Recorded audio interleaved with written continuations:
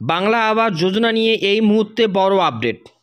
বাংলার বাড়ি প্রকল্পের টাকা ইতিমধ্যে রাজ্যের 12 লক্ষ উপভোক্তার ব্যাংক অ্যাকাউন্টে পাঠানো শুরু করে দিয়েছে রাজ্য সরকার। তাই এবার ভূমিহীন উপভোক্তাদের বাড়ি তৈরি করে দেওয়ার সিদ্ধান্ত নিয়েছে রাজ্য সরকার।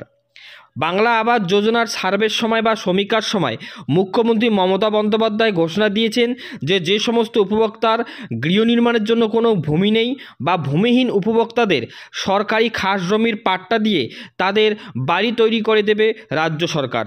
তাই এবারে রাজ্য সরকার সমীক্ষায় উঠে আসা প্রায় 13 লক্ষ ভূমিহীন উপভোক্তাকে সরকারি খাস জমির পাট্টা দিয়ে তাদের বাড়ি তৈরি করে দিতে যাচ্ছে রাজ্য সরকার। তো এই বিষয়ে কি বলা রয়েছে আমরা বিস্তারিত আলোচনা করব আজকের ভিডিওতে।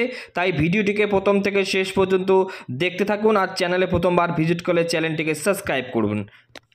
এই মুহূর্তে আপনারা অন স্ক্রিনে দেখতে পাচ্ছেন বাংলার বাড়ি প্রকল্প সমীক্ষায় চিহ্নিত 13 লক্ষ ভূমিহীন উপভোক্তা। ইতিমধ্যে বাংলার বাড়ি প্রকল্পের টাকা দেওয়া শুরু করেছে রাজ্য সরকার।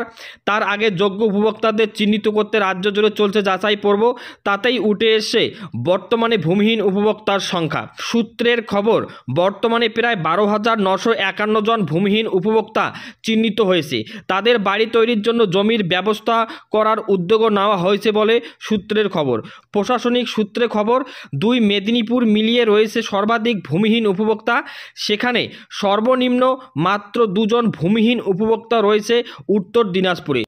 প্রসঙ্গত, বাংলার বাড়ি প্রকল্পের ঘোষণা করার সময় এই নিয়ে প্রয়োজনীয় নির্দেশ দিয়েছিলেন মুখ্যমন্ত্রী মমতা বন্দ্যোপাধ্যায়। যাদের জমি নেই তাদের বাড়ি তৈরির জন্য জমির পাট্টা দেওয়ার কথা বলেছিলেন তিনি। জানা গিয়েছে ইতিমধ্যে জেলা প্রশাসনকেও এই সকল উপভোক্তার জন্য জমি চিহ্নিত করার নির্দেশ দেওয়া হয়েছে। কেন্দ্র আবাস প্রকল্পের টাকা না দেওয়ায় বাংলার বাড়ি প্রকল্প চালু করেছে রাজ্য সরকার। এর আগে গরিব মানুষের জন্য ইতিমধ্যে 45 লক্ষ বাড়ি তৈরি হয়েছে রাজ্যে। সেই সময় ভূমিহীনদের বাড়ি তৈরির জন্য জমি দিয়েছে রাজ্য সরকার। এবারও তার ব্যতিক্রম হবে না বলেই রাজ্যের এক শীর্ষকর্তা জানিয়েছে। ফলে দ্রুত যাতে এই ধরনের উপভোক্তাদের দিকে সহযোগিতার হাত বাড়িয়ে দেওয়া যায় সেই মর্মেই কাজ এগিয়ে নিয়ে যাওয়া হচ্ছে বলে এই আধিকারিক জানিয়েছেন। বেশ কিছু জেলার মধ্যে জমি চিহ্নিত করার কাজও শুরু করে দিয়েছে বলে সূত্রের খবর।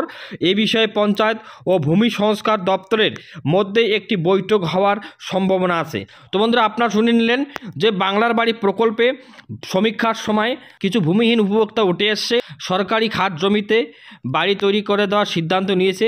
তাদের জন্য তাদের যা সরকারি বা প্রশাসনিক যা কাজকর্ম সেটা তারা শুরু করে দিয়েছে। হয়তো কিছু দিনের মধ্যে সেই সমস্ত ভূমিহীন উপভোক্তাদের বাড়ি তৈরির কাজ শুরু হবে বলে আশা করা যায়। ভিডিওটি এটাই ছিল আজকের আপডেট। ভিডিওটি ভালো লাগলে অবশ্যই লাইক করবেন, শেয়ার করবেন, চ্যানেলে প্রথমবার ভিজিট করলে চ্যানেলটিকে সাবস্ক্রাইব করবেন। ভালো থাকবেন, সুস্থ থাকবেন, শীঘ্রই দেখা হবে অন্য কোনো ভিডিওতে। ধন্যবাদ।